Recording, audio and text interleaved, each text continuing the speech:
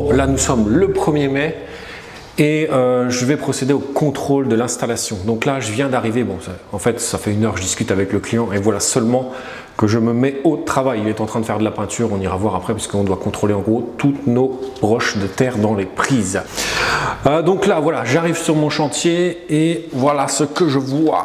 Donc là, je vois que le client m'a débranché mes 2 câbles en 16 carrés souples H07VK qui sont raccordés dans le disjoncteur d'abonnés. Bon, tu as dû suivre les épisodes avant, voilà. Et tu vois qu'il est venu se rebrancher avec une rallonge électrique ici. Donc là, on a du courant et moi, je vais débrancher ça pour rebrancher mes 2 câbles. Donc je fais ça, je le remettrai après, mais à une autre place.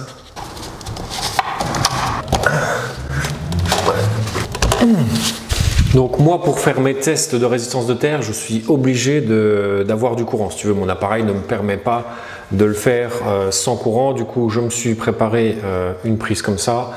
Et de toute façon, c'est une rallonge. Voilà.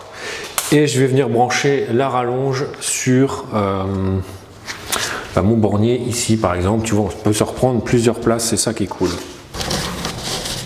Je vais me rebrancher sur une rallonge, donc je sais que le différentiel qui la protège, j'y ai accès si tu veux, ok?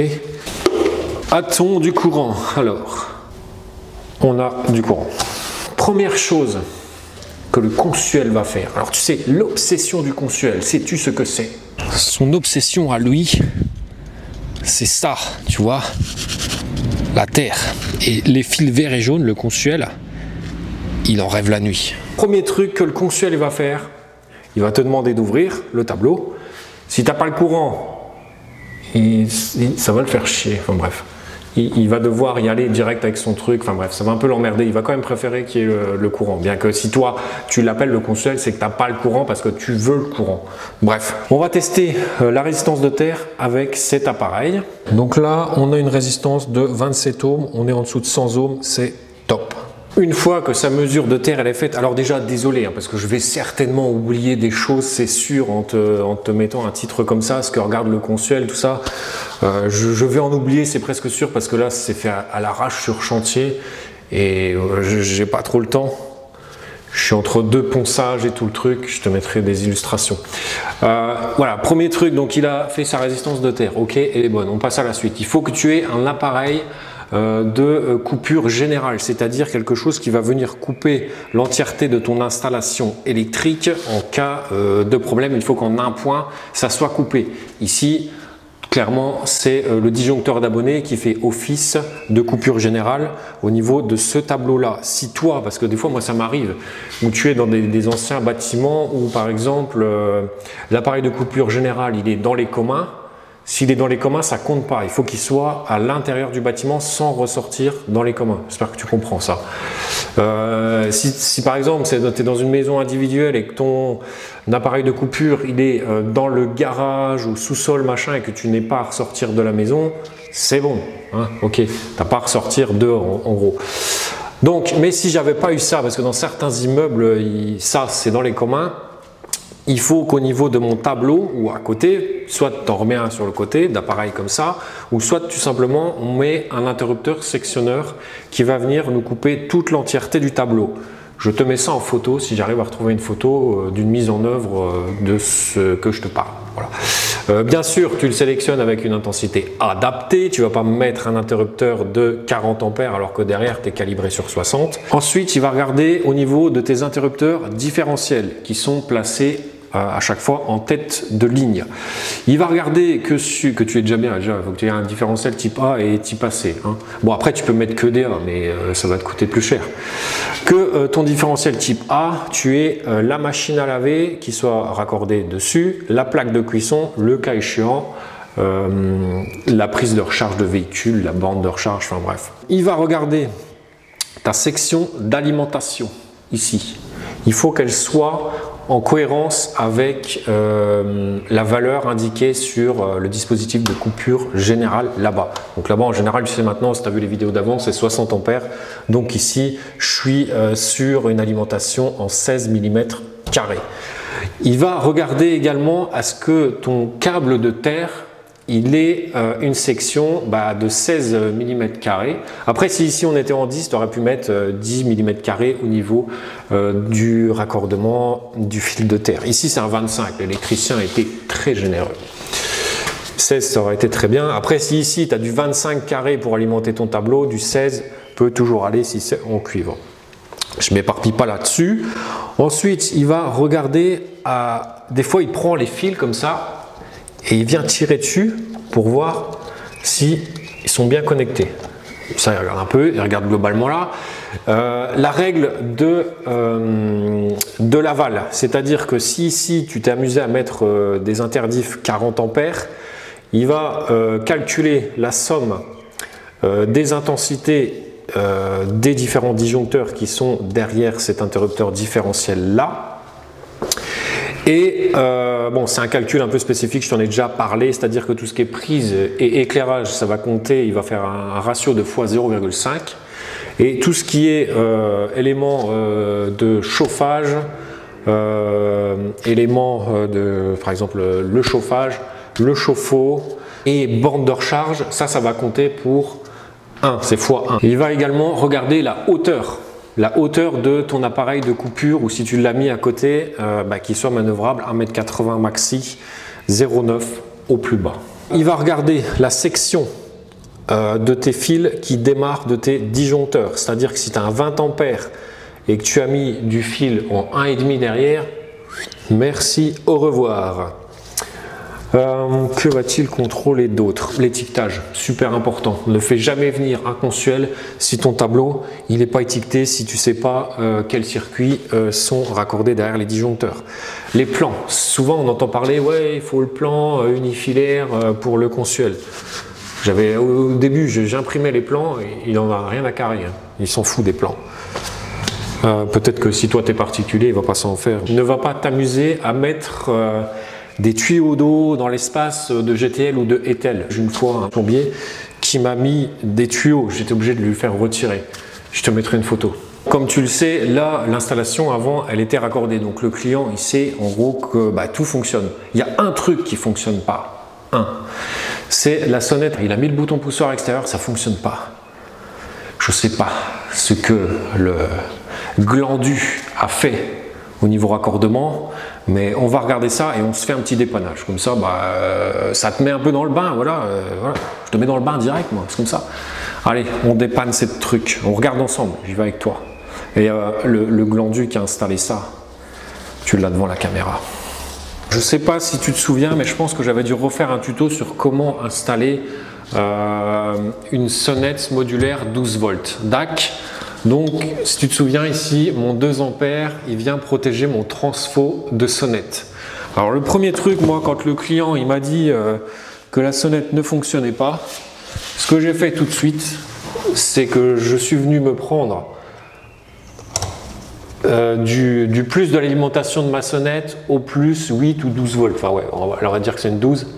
Et là, quand je fais mon pont, entre la sonnette et le plus 12, je n'ai rien. Donc ça veut dire que déjà, soit mon transfo il est mort, ou soit il n'est pas alimenté comme il faut.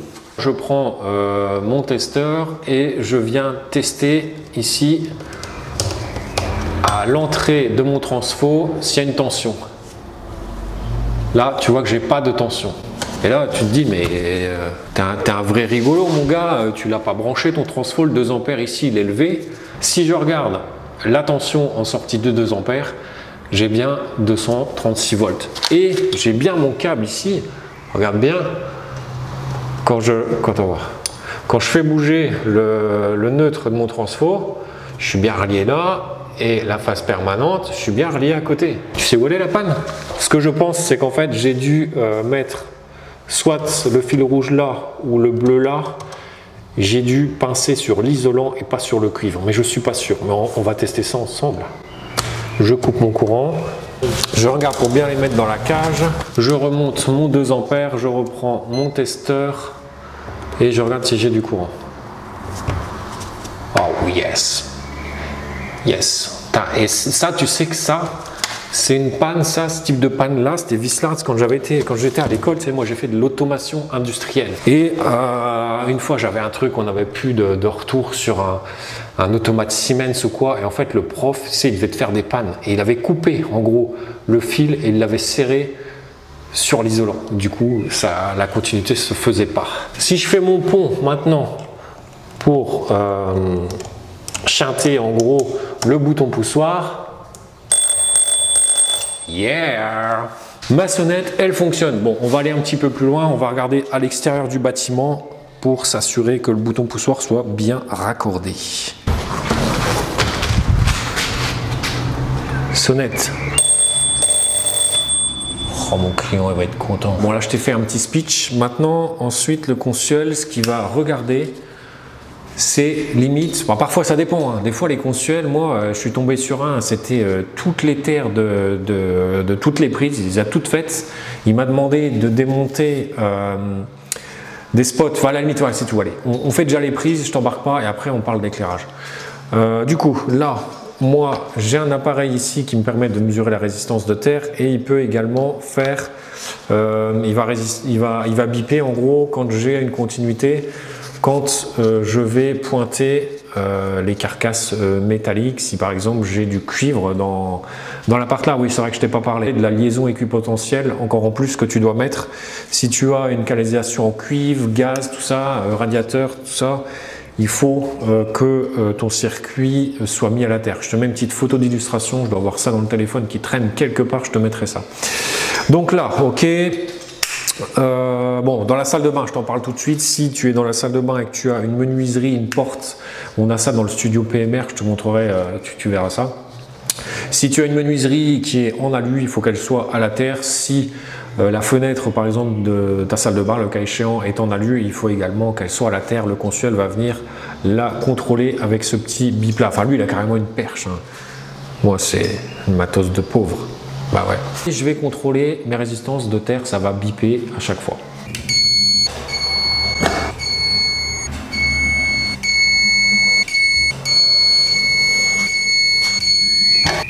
Démontage. Donc là, celui-ci, c'est un câble R2V qui arrive. Après, on va aller démonter une prise.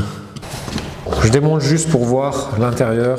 Je rappelle que ça, c'est pas des prises de grand, on en parle après, le client il n'est pas content, je t'explique après. On fait ça un peu typé vlog, hein. Moi je te fais ça entre 2 ratissages et 2 ponçages. Allez. Bon ça va, l'électricien il n'a pas été radin au niveau des vis. Ouais, voilà. Ça c'est pas clean. Ici tu vois, il n'y a pas la gaine. Et c'est hyper important d'avoir la gaine qui rentre à chaque fois dans la boîte d'encastrement. Là, c'est pas le cas, tu as des fils en gros qui se baladent derrière. Donc ça, c'est pas top du tout.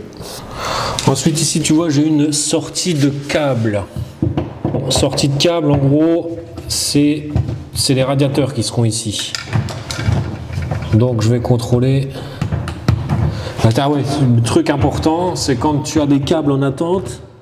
Voilà, ça va, tu vois, la gaine est liée, c'est bon. Quoique, oh, ça m'énerve, ça. Ça, c'est pas pro, ça. Quand tu fais sortir ta gaine comme ça en décoration, on a déjà vu ça dans une des dernières vidéos, je crois. Ça, c'est pas sérieux, les mecs. Carton rouge, là, pas bien. Bon, je vais pas toutes te les faire, je vais les faire en off. Tout le rez-de-chaussée, je vais faire en off. Et bon, je t'explique un petit peu. 2-3 autres bricoles. Là ici c'est la sortie de câble qui va alimenter le chauffe-eau et comme tu le vois le chauffe-eau n'est pas raccordé. On n'oublie pas la prise extérieure qui a fait l'objet d'une vidéo courte. Si tu as des éclairages extérieurs à placer, mets-les ou alors mets-les dans des gaines et sous une boîte de dérivation. Et idéalement quand tu ressors du bâtiment comme ça, c'est du R2V. Je te l'avais expliqué quand on a fait la vidéo de la prise. Maintenant que toutes mes prises et toutes mes sorties de câbles sont contrôlées, j'ai pas eu d'erreur, j'ai toutes mes broches de terre qui sont bonnes, on va s'attaquer au DCL. Bon, je vais pas toutes te les filmer parce qu'il faut vraiment que j'avance. Donc là, je retire la douille DCL. Moi, je me suis fabriqué, je me suis juste repris la terre dessus et je vais venir prendre ici avec la pointe de mon testeur pour voir si j'ai bien une continuité avec la terre. Et je vais faire ça à toutes les DCL. Nickel, bon. Oula. Je les fais toutes et on se reprend après. Là, ici, j'ai une anomalie. C'est-à-dire que le lustre, il n'est pas installé. J'ai les fils qui sont accessibles comme ça et ça, c'est pas bon du tout. Ça, c'est pas bon. J'ai bien la terre, mais là, il faut que je dise au client ici, avant de faire venir le consuel, absolument, il faut que l'applique soit fixée. Je me suis dit, ça serait quand même pas mal que je leur parle d'un truc parce que c'est vrai que tu pourrais être recalé si tu utilises des spots comme ça, ok, et que tu as de la laine de verre, enfin tu as toujours un espace à respecter entre ton plafond fini et ce type de luminaire. Et si tu as de l'isolation qui vient au-dessus des LED comme ça, il faut mettre des protèges comme ça. On appelle ça des cloches de protection. Ça se vend, tu vois, moi j'ai ça en holo. Tu peux également utiliser des types de spots. Bon, je vais pas te l'ouvrir, mais ça c'est des spots typés BBC. C'est-à-dire que ceux-là, ils sont recouvrables. C'est-à-dire que tu te préoccupes pas. En gros, la laine de verre peut aller au-dessus, c'est fermé, c'est étanche. Allez, je vais te le montrer, je vais te le déballer. C'est un spot qui est recouvrable. Regarde, tu vois le logo recouvrable. Celui-là, tu te tracasses pas, tu peux mettre de la laine de verre autour. Alors, c'est pareil. Chose qui me fait dresser les poils, c'est quand je vois certains électriciens qui te font venir les fils comme ça, là. Comme ça, ok, sans protection, dans le plafond, ça se balade, même des fois tu as des wagos, alors ça me rend fou. J'essaie de te mettre une vidéo ou quoi, où je te montre comment ça, il faut les raccorder. Tu ne dois jamais avoir de fils qui se baladent rouge, bleu, comme ça, avec des wagos dans un plafond, quoi. Jamais, jamais, jamais. Ma gaine, elle rentre bien à l'intérieur de la boîte, ça c'est super important ça. Truc que le consuel m'a déjà demandé, et qu'il peut te demander également pour savoir si tu as respecté les bons codes couleurs au niveau de tes interrupteurs. Tu vois, que tu ne te sois pas servi d'un neutre, enfin d'un fil bleu pour t'en resservir comme retour de phase ou navette, un truc dans le genre. Ok, donc là tu as bien, ouais. Tu vois le violet là il n'est pas enfoncé à fond. Donc ça va, le code couleur il est bien respecté. Bien que je vais te dire que si ici tu avais un rouge qui arrive là et un autre rouge qui repart à l'éclairage, bon, franchement, il ne va pas te recaler pour ça. Maintenant, si tu mets un bleu à la place du retour qui va vers l'ampoule, là, il te recale. Dernière petite précision concernant les DCL. Tu as un crochet sur ta DCL. Bon, il est derrière, on ne le voit pas. Ce crochet-là, il est susceptible de rester à 25 kg. Avant, je m'amusais à mettre des élingues et tout pour que effectivement on puisse mettre 25 kg dessus. Et là, ici, j'ai pas demandé à l'électricien ce qu'il fasse parce qu'à chaque fois, le consuel n'y regardait pas en fait. Ça ici, tu vois, dans la cage d'escalier, absolument, il faut que le client me mette l'applique. Et encore, ça c'est un peu borderline. Normalement, ici, il aurait dû y avoir une DCL. Mais voilà, je vais lui dire que là, ils me mettent absolument l'applique ici. Alors, là le client, il était en train de faire de la peinture. Et regarde, j'ai rigolé avec lui. La peinture, il la goûte avant, tu vois. Il prend sa petite tasse, il la goûte si elle est bonne, si elle a la bonne consistance. Et après seulement il peint. Il doit se dire qu'il est complètement cinglé parce qu'il regarde un peu les vidéos, je crois. Et que j'ai dit qu'il fallait pas trop regarder. Ouais, là, faut que je lui dise, là, il a mal bossé, là. Il a débordé sur les prises. Il va rigoler s'il regarde ça. Bon, allez, on arrête les conneries. Ici, j'ai mes points d'éclairage. Je vais contrôler tout ça en off. J'ai toutes les prises à contrôler également. Mes broches de terre, de prise et tout ça, quoi. Bon, là, je suis en train de contrôler tous mes éclairages. Comme en bas, éclairage, prise. Bon, je te filme pas tout. On passe après à la salle de bain. Si je ne vois pas d'anomalie d'ici là. Un petit détail que je te montre tout de suite, parce que je sais qu'il y a certains électriciens qui me regardent, certains qui démarrent l'activité, tout ça. Regarde ce que je te montre. Ça, tu vois, le DCL là, qui plaque pas au plafond, ça c'est pas pro du tout. Ça, idem, je sais pas si tu vois avec la caméra. Une DCL, il faut qu'elle plaque. Enfin, je dis toujours une DCL, mais en fait c'est un DCL, c'est un dispositif de connexion. Et ça, c'est pas bon. Ça, c'est pas top, après c'est esthétique, hein, mais voilà quoi. Salle de bain. Et là, c'est le drame. Je viens d'en trouver une un peu planquée, qui ne bip pas. Tu vois ici, broche de terre de cette prise-là, je me plante, il n'y a pas de bip. Celle-là, c'est celle qui peut te faire invalider ton consuel. Je te montre sur une autre. Celle-là, elle est bonne. Il n'y a que celle-là là-bas qui n'est pas bonne. Bon, allez, on va sortir les doigts et on va voir si c'est juste la connexion qui va pas. Puis en plus, là, il y a du jus, il faut que je fasse attention. C'était tout simplement pas branché. Donc là, ici, on est dans la partie grenier. Ça, je trouve ça dégueulasse. Si tu veux, ils te vendent des clips spécifiques quand tu as des gaines à raccorder. Enfin, là, tu fais venir le consuel, il voit des trucs comme ça à gauche à droite, tu passes pour le guignol de service, hein, on va pas se mentir. Donc ça, anomalie, je vais dire au client qui se débrouille pour mettre un luminaire et que la gaine rentre bien dans le luminaire. Enfin, il faut faire quelque chose de propre ici, c'est clair.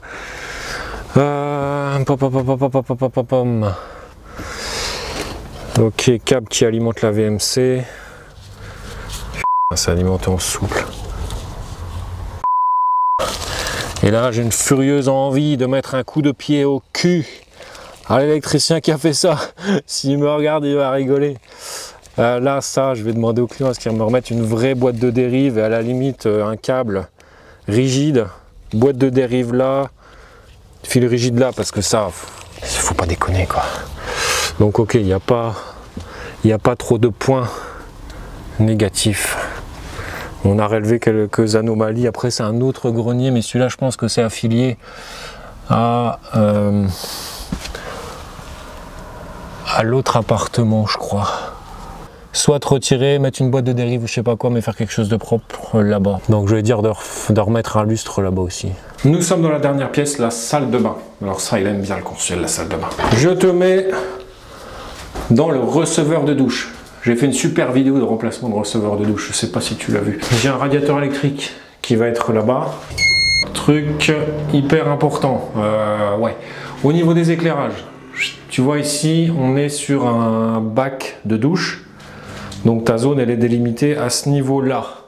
Au début, il m'avait mis un spot. Enfin là, dans la zone, en gros, c'était dans la zone, là, tu as 60 cm, en gros 2,25 m au fond du receveur. En gros, on n'était pas bon. J'ai fait déplacer là-bas. Pourquoi est-ce que j'ai fait déplacer là-bas? Parce que tout simplement, le plombier m'a dit, ouais, tu prends, il a dit au plaquiste, je sais plus qui, tu fais 1,80 m, voire une autre connerie encore, et non, ça marche pas comme ça. Dans une douche à italienne, ok, tu prends 1,80 m pour te retrouver en hors zone, d'accord. Mais c'est pas 1,80 m comme ça, c'est 1,80 m, tu viens faire un volume, tu vois, un cylindre que tu viens monter, et après, si tu as un ciel de pluie fixe comme ça, tu te reprends au centre du ciel de pluie et pareil, tu viens refaire un cercle et pareil, quand tu as des portes comme ça, là, règle de contournement, si ça arrive derrière, tu vois, tu pourras avoir un interrupteur là. Il ne te faut pas d'interrupteur dans la zone numéro 2, sauf si c'est un interrupteur qui va te commander du 12 volts. Mon bac de douche, il est délimité ici, là, DAC. Le client va certainement, enfin voilà, si tu avais, c'est pareil, encore des histoires avec les parois en verre, tu vois.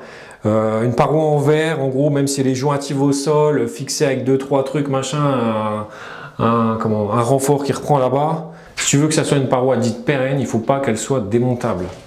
Si maintenant ça c'est fait en placo, en dur, carrelé, machin, tu es sûr que tu n'iras jamais.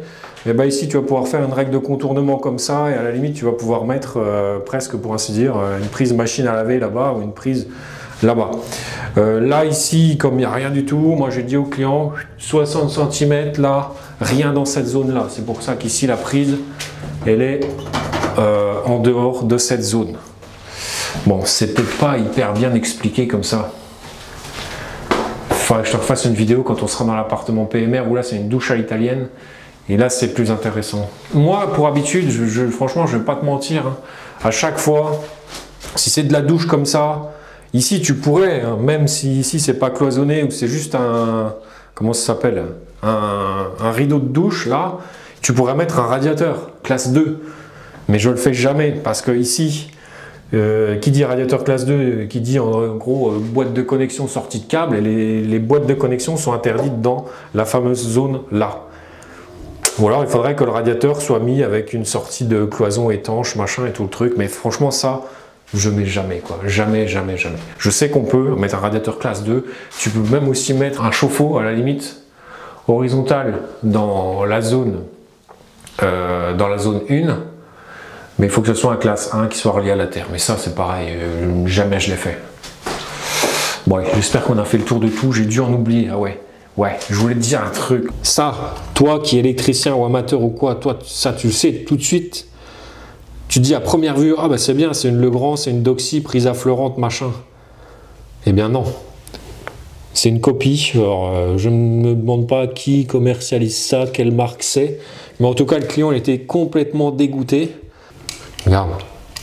Regarde. Le client, en fait, ça faisait ça tout à l'heure. Voilà. T'imagines le travail? Et sur les Doxy comme ça, j'ai pas ce problème.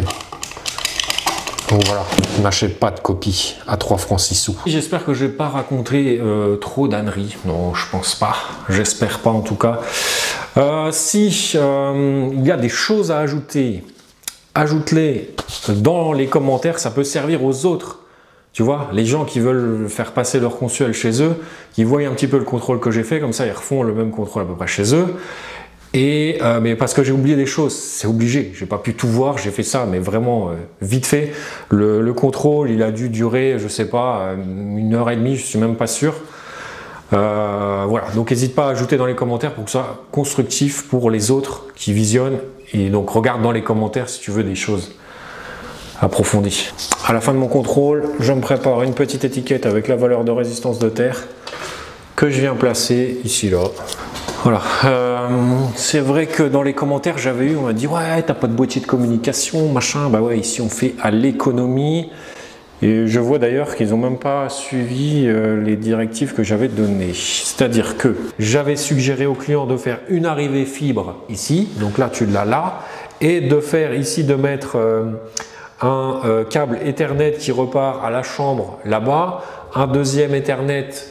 Enfin, câble de communication, hein, j'entends. Chambre numéro 2 et un autre pour la cuisine. Ici, c'est le salon. Donc, en gros, tu branches ta box, tes RJ45, tu les as là, tu les branches à la télé, machin truc. Et ça, c'est ce qui aurait dû être fait. Bon, ça, tu vois, ça n'a pas été fait. Il n'y a pas eu de câble de tirer jusque dans les chambres. Alors, chose encore aussi étonnante, c'est qu'il n'y a pas non plus la télé, il n'y a pas de câble coaxial dans les chambres. Donc, tu n'as pas de coax, tu n'as pas de télé dans les chambres. Ça, c'est pas top. J'avais quand même dit, je dis voilà, même une gaine vide, ça ne te coûte pas grand chose à passer. Même si elle était vide, on aurait pu avoir Internet dans chacune des chambres. Et bon, dans la cuisine, pas forcément besoin, mais la norme, elle t'impose hein, d'avoir un point Internet dans la cuisine. Mais des fois, avec les clients, on dit non, n'en mets pas, c'est bon. Bon, allez, salut!